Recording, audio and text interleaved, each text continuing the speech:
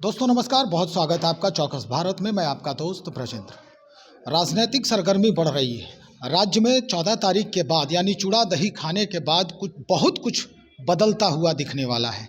दरअसल कांग्रेस पार्टी से ही कई बयान बाहर आ रहे हैं और कांग्रेस पार्टी के जो नेता हैं वो वर्तमान डिप्टी सीएम से मुलाकात भी कर रहे हैं।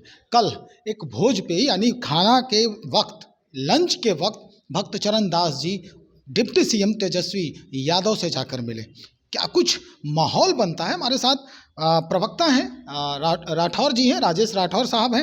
इन्हीं से बात करते हैं कि क्या कोई नया आयाम निकल के सामने आएगा, क्योंकि बहुत कुछ बदलने वाला है। देखिए, महागठबंधन है। महागठबंधन मजबूती से 2024 2025 कैसे फतह करेगा, इस पे काम कर रहा है। और इस पे महागठबंधन के जितने घटक दल हैं अपने अपने दल के मजबूती के लिए भी काम कर रहे हैं। बिल्कुल। कांग्रेस पार्टी भी भारत जोड़ो यात्रा पे है।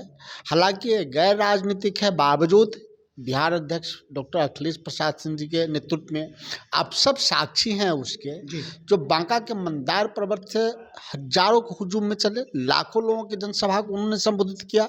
110 किलोमीटर की यात्रा हो चुकी है और समाज के हर तबके के लोग, गैर राजनीतिक, राजनीतिक, किसान, नौजवान, छात्र सब जुड़ रहे हैं।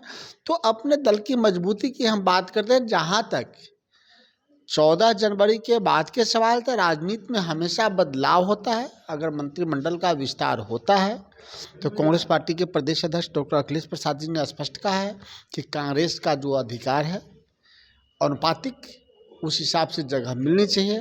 प्रदेश अध्यक्ष ने स्पष्ट किया है कि 2 और सीटें कांग्रेस पार्टी को मिलनी चाहिए मंत्रिमंडल में, और उम्मीद है कि कांग्रेस पार्टी को मिलेगा। और माननीय मुख्यमंत्री जी ने इस बात को संकेत दिया है। उस मंत्री के लिस्ट में भक्तचरण दास भी हैं क्या?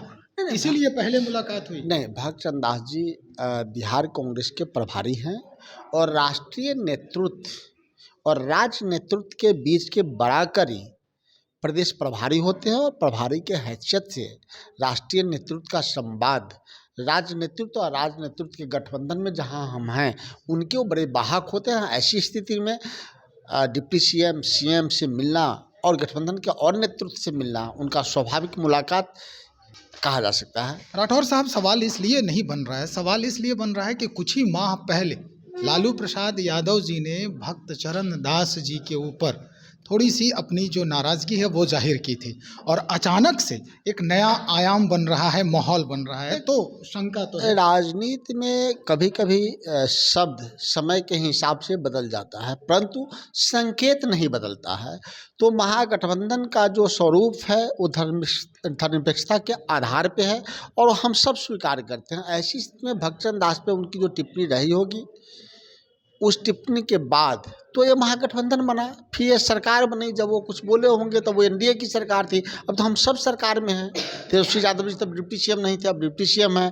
अब नीतीश कुमार तब हमारे सहयोगी नहीं थे, आज नीतीश कुमार जी सहयोगी ही नहीं, महागठबंधन सरकार को वो नेतृत्व करता है और मुखिया है। तो समय के साथ राजनीति में परिवर्तन होता है और आज के दिनों में समय की पुकार थी कि महागठबंधन सशक्त और मजबूत हो। इसी स्थिति में नीतीश कुमार जी ने एनडीए छोड़ के आया और महागठबंधन के नेतृत्व को स्वीकार किया।